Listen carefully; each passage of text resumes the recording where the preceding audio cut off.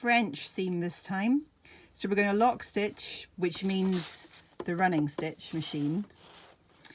Lock stitch wrong sides together this time, 5mm seam, then press seam to one side, fold and press neatly. Then lock stitch right sides together, 1cm seam, encasing all raw edges, like in my little diagram here. So let me demonstrate that so you can see. So this time there's no overlocking. You take 2 bits of fabric. We want to sew a 1/2 centimetre, a 5mm seam. So place your 2 edges together. Now this should be the wrong sides together. I appreciate calico, there is no right wrong side, so it's a bit difficult that bit. Let's just move on. So 2 edges together, 1/2 centimetre. So we've already talked, we've got a 10 is your 1 centimetre. So to sew your 1/2 centimetre, you want to feed your fabric in just short of that 10, almost where the side, you'll find there may be a mark on your machine.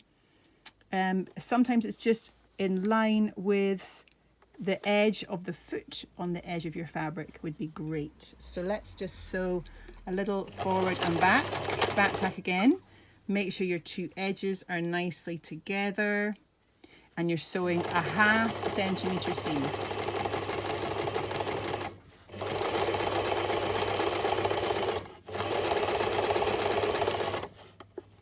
Fantastic seam this if you don't have an overlocker.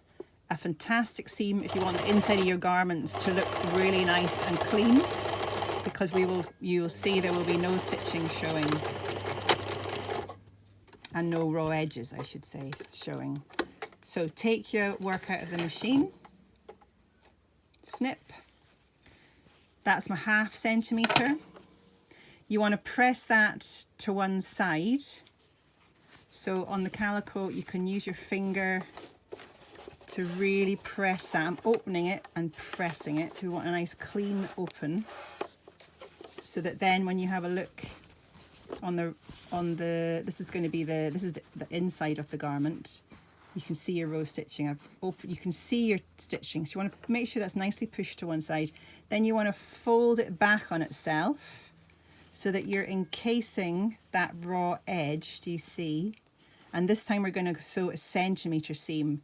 So when we sew, we're going to catch that edge inside the seam so you won't see it anymore. Very important to get that nicely pressed out first. So maybe you could use the iron. I'm just going to go ahead for this sample.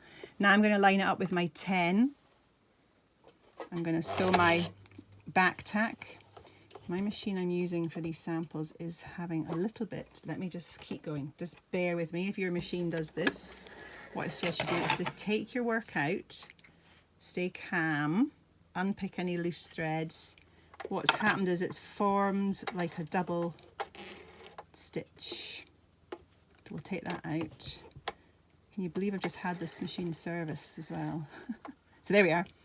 Just go back in, make sure it's all nicely threaded up if that happens. Go back into the machine. Let's see if it'll work. 1 centimetre seam this time. Yeah, it works now. So you want to come down at that 10, and I'm all the time just trying to make sure I've got a nice crease on that fabric, creasing it as nice as I can. And when we get to the end, we'll do a back tack.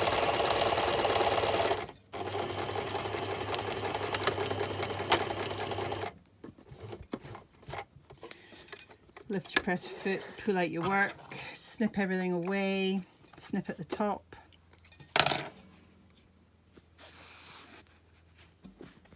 Nice straight line. When you look, this would be now looking to see the right side of the garment. You'll see I've got one little hair spread of fibre there. I'll just snip that away.